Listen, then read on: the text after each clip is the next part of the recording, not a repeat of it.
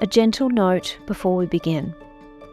This episode includes reflections on emotional overwhelm that may be triggering for some listeners. It also explores themes of celibacy, intimacy, and the emotional aftermath of a complex relationship. Please listen with care today or come back to it when you're ready. This episode is written and narrated, told as a story with intention. Some experiences are too layered, too tender to speak through without structure. So I chose to write this one down. Not to create distance, but to honour the depth of what I've lived through, and to offer it to you with clarity, softness, and care. This is a story that needed something steady to rest on, and in reading it aloud, I've allowed myself to stay present with every word. Thank you for being here with me. Hi, I'm Madonna, and before I share this story, I want to share something with you from my heart. I'm not a public figure, I'm not famous, and I don't believe my story is more important or more valuable than anyone else's. But I've built a beautiful community, one that moves together, breathes together, and shares life in the most honest of ways.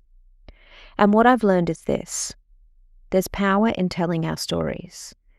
Not for validation, not for recognition, but for connection, for truth, and for love.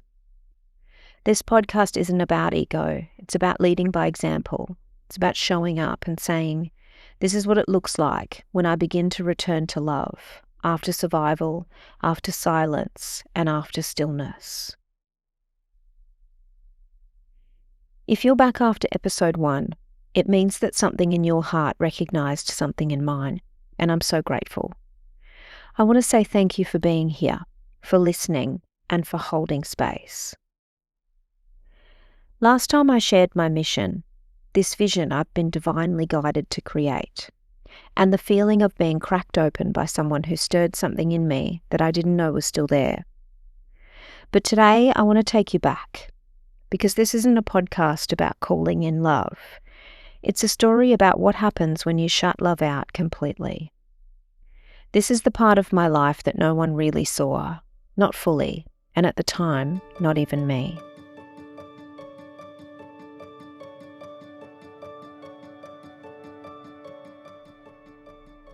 So I want to begin where things quietly started to unravel, even though I couldn't see it at the time. It began with the end of a connection that on the surface was never meant to be serious, but somewhere along the way the energy shifted. It became more complicated, emotionally, physically, lines blurred and boundaries faded. And without realising it, I found myself carrying more than I was prepared to hold. There were parts of that experience that left a deep imprint on me, things I won't speak about here, not because they don't matter, but because some parts of the story are still too tender to fully share. But it shaped me, it changed me, and I carried it forward quietly. The connection ended without clarity or closure, and it left a storm inside me, one that no one else could see. And because we'd never defined what we were, I didn't know how to grieve what we'd lost. It was a kind of invisible heartbreak, one that I carried alone. But I felt it in my body, in my nervous system, in the way I started to brace against the world. And slowly something in me shut down, not with a dramatic decision, but with a quiet, protective closing of the door. I didn't choose celibacy to make a statement. I chose it because I couldn't keep giving parts of myself away and survive the aftermath. And truthfully, I was afraid of losing myself again, of folding into someone else's life and forgetting how to live my own. So I closed the door to romance, to intimacy, to anything that felt emotionally unsafe. Not out of bitterness, but because I had already lost too much. And outside of that heartbreak, life was already heavy. My son was struggling. I won't share too many of those details because that's his story, not mine. But I will say that supporting him during that time was all-consuming. And I was also caring for my mother, a woman I hadn't spoken to in 5 years before she came to live with us. She had survived breast cancer and a stroke that affected her memory and speech. During the years that we weren't in contact, my siblings made the decision to put her in a nursing home without telling her. We'd only just reconnected when she asked me for help. Her stroke had been mild and she was only 70 years old, so I found an independent living facility where she lived happily for a few years, until the global pandemic when she came to live with me. By that point, I was completely disconnected from my siblings. None of them would speak to her, and they believed that we both betrayed them. But this wasn't new. This was a pattern that began in childhood, where my mum would play us against each other for attention, positioning herself at the centre of every conflict. Even before her health declined, our relationship had been difficult. She was emotionally unavailable, deeply judgmental. She held traditional beliefs about gender roles, beliefs that made it hard for her to truly see me, or to understand the reality of raising a son on my own. It was a kind of emotional dissonance that made everything harder. Because I wasn't just trying to hold our household together, I was constantly absorbing the weight of being misunderstood by the very person I was caring for, alone. And being a carer, especially for someone with complex needs, takes its own toll. At the time, I didn't know there were support services and networks for people like me.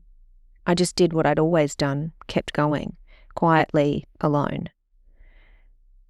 The energy in the house was suffocating. She was completely isolated from her grandchildren, and she would sit for hours scrolling through social media, looking at pictures, reading updates, and crying. And I was the only one holding it all together. The weight of her grief and mine was a heavy burden. There was no partner beside me, no emotional support system. No one was asking if I was okay. And I knew even if someone had come along during that time, I couldn't have brought them into all of that, not into that level of chaos and emotional weight. There were moments when casual relationships were tempting, a way to escape, a chance of feeling something, anything outside of the grief. But at that point, celibacy had become a kind of armour, not just a barrier, but a boundary. I was proud of the relationship that I'd built with intimacy within myself. I wasn't willing to give that away for a moment of false connection. Because deep down, I knew unless someone could sit with my story, not fix it, not avoid it, but truly hold it, they couldn't really hold me. Celibacy became a way of separating myself from the parts of my life that felt too vulnerable to touch.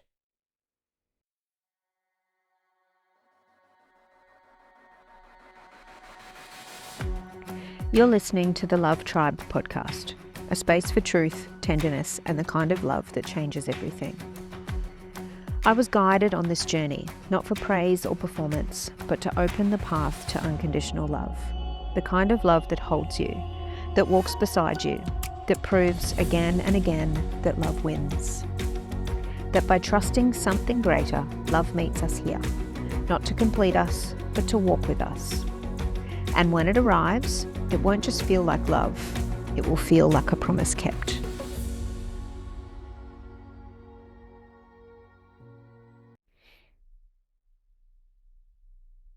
I kept showing up in life, teaching, smiling, guiding, but I kept the two worlds completely separate. The version of me who showed up for my clients was bright, warm, calm, and grounded. The version of me at home was drained, depleted, running on nothing but faith and duty. I've always seen myself as an optimistic person. I tend to look for the light even in the hardest moments. If you ask me how I am, I'll still tell you I'm good. Not because everything is easy, but because I truly believe our mindset shapes our experience. But even I began to bend under the weight of it all, and eventually it became too much to carry. There was a night I will always remember clearly. I was lying in bed in the dark, and everything felt heavy. Not just the day, not just the silence in the house, but a deeper kind of weight, one that wrapped around my chest and made it hard to breathe. It was during a particularly painful part of my son's journey. He was spiraling in ways I didn't know how to reach, and I was terrified of losing him. But the truth is I was already losing pieces of him. His illness had made him virtually unrecognizable to me at times, and I'd started to lose hope. I couldn't see any avenue of help available to me, and I was deeply afraid. And in that space of fear and grief and total depletion, a thought came over me I'd never let myself think before. If I didn't wake up tomorrow, would it really matter? It hit me like a wave, sudden and heavy and all-consuming. I was crying, not quiet tears, but heavy sobbing. And yet nothing felt released. The grief wasn't moving through me. It was sitting inside me like a weight I couldn't shift. I couldn't catch my breath. I couldn't calm my body. It felt like I was collapsing under the pressure of everything I'd been holding. I was full of grief, so full it felt like there was no room left for anything else. No space to think, no space to hope. And in that moment, I didn't know how to keep going. Not like that, not carrying all of that alone. I thought maybe they'd be better off without me. Maybe if I wasn't in the middle of it all, things would somehow sort themselves out. Maybe my family would step in and take control. Maybe my son wouldn't feel so alone. The thought was quiet, but it hit deep. Looking back, I know that it wasn't true, but in that moment, it felt very real. And then from somewhere deep inside me, I remembered something I had tucked away, a moment that at the time I thought was meant for my son. We were in a meeting with a mental health nurse during one of the earlier points in my son's journey. And in that moment, the nurse shared something profound with us. He said, "Life is like a heartbeat. There are lows and highs and gentle, quiet places in between. That the lows never last forever. That the rise always comes." I remember at the time thinking how beautiful it was, and I wanted my son to take it in, to see the wisdom in it. I thought that moment was for him. But a year later, sitting in the quiet of my own darkness, it came back to me. And this time I realised it had always been for the both of us. Alongside that memory, something deeper stirred, a remembering that I wasn't doing this alone, that God was my source of strength, not a system or a ceremony, just Him, the same God I had given my problems to as a child. And I've always believed this, that God works through people, that He speaks in moments, in meetings, in words we don't always realise are meant for us until we need them most. I was being divinely guided, and that was my strength to keep going. The next morning I reached out to Lifeline. I spoke to a beautiful stranger on the other end of the line, and through my tears I shared my story. They listened, they offered support, gentle guidance, and resources that gave me a place to begin.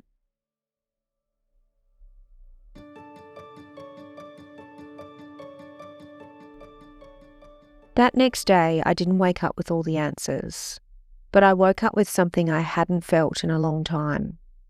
A sense of direction, and a quiet knowing that I wasn't alone. I had reached out for help. There was still so much I didn't understand, and I wasn't sure that it would all work out, but I felt held by something greater than me, and that was enough. Enough to take the next step, enough to just keep going. My circumstances hadn't changed, but it had changed something in me. I found the courage to make one of the hardest decisions I've ever had to make. I chose to put my mum back into care. Not because I stopped loving her, not because I'd given up, but because I knew I couldn't keep sacrificing myself to hold everything together. The emotional toll in our home had become unbearable.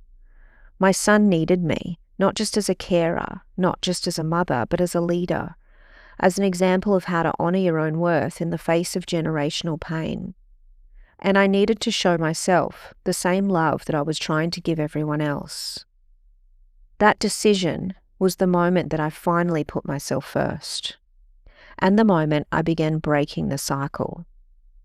It didn't fix everything, but I was moving forward again. Once Mum was where she needed to be and the home belonged to just the two of us again, everything felt lighter. There was space. Space to breathe, space to feel, space to remember who I was underneath all of the survival. And that's how my healing began, with a single sacred decision to choose myself. And once I did, the energy in our home began to shift. It was lighter, calmer, warmer. It felt like love had space to move again, like we could exhale. The tension lifted. My son and I began relating to each other more softly. There was music again, laughter again, peace in the air instead of pressure. And in that quiet new space, something inside me began to return. A voice, a presence, a remembering, you're still here, you still matter. There's more for you than this. And that's when I knew I didn't want to just survive anymore. I wanted to feel. I wanted to love again. But not the way I had before. I didn't want fast love and empty connections. I didn't want to be saved. I didn't want anything that felt like a fix or a fantasy. I wanted love that moved with me. Love that didn't rush ahead, but walked beside me moment by moment. I now call it slow love. It's love that unfolds with presence, not pressure. That holds space for new beginning, for becoming. That is rooted in emotional safety, spiritual alignment, and mutual growth. It doesn't overwhelm you. It doesn't pull you out of yourself. It invites you deeper into yourself while holding you safely along the way. Slow love honors the journey. And to walk that journey with someone, I now know it has to start with a conscious connection. A meeting of souls, not roles. A connection built on awareness, emotional intelligence, and truth, where we don't just perform for each other, we see each other. We listen, we learn, we stay present. That's what I'm calling in now. That's what I'm preparing my heart for. And as I continue my celibacy journey, I do so not from fear or avoidance, but from reverence, because I know how sacred my love is, and I won't offer it carelessly. My celibacy has become an act of devotion, not just to my healing, but to the kind of love that I believe in. The kind that's rare, the kind that's real, the kind that takes time. The kind that doesn't ask me to abandon myself in order to be loved. I'm still healing, still softening, still opening, but I'm ready. And this time I will not settle for less than what my soul knows is true. And what I'm looking forward to is letting more light into my life, more laughter, more ease, more connection. And it starts now, because my journey to unconditional love begins with loving myself, with opening myself back up.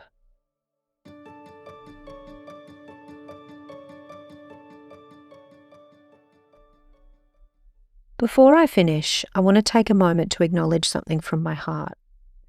I know there are people listening who were part of my life during this time, especially friends. People who loved me, laughed with me, stood beside me, but had no idea what I was going through.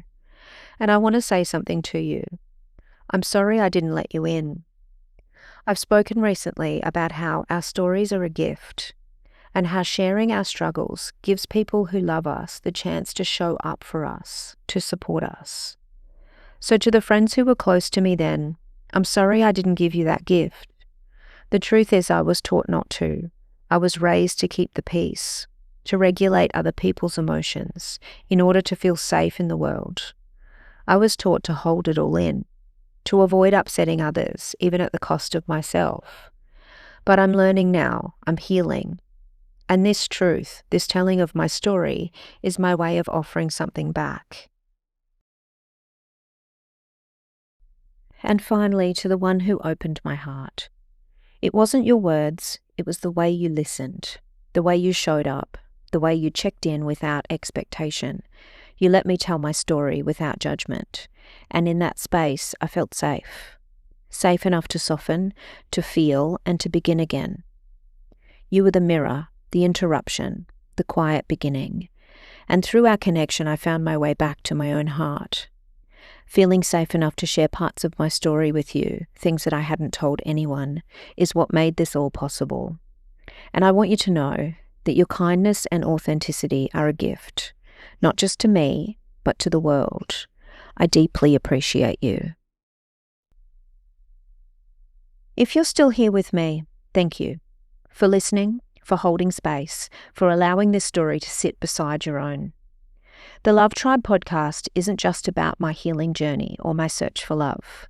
That was just the beginning. It's a space to honour unconditional and unconventional love stories with ourselves and with others. Because love doesn't always follow the rules. It doesn't always look the way that we were taught it should. But when it's real, it transforms us. This platform was created to celebrate those kinds of stories, the ones that challenge us, the ones that grow us, the ones that reflect who we are, not just who we're expected to be. So if something in this episode stirred something in you, stay with us. There is more to come. More voices, more truths, more conversations about what it really means to love, bravely, honestly, and without conditions.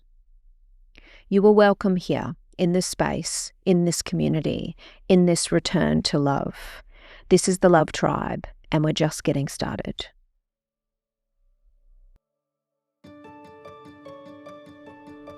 If you or someone you love is going through a difficult time, please know that you're not alone. Help is available, gently, privately, and without judgment. In Australia, you can contact Lifeline 24 hours a day. You can call 131114 or text 0477 131114 or use their online chat at lifeline.org.au. If you have a story you'd like to share, please reach out to me via email hello@thelovetribepodcast.com.au or through social media.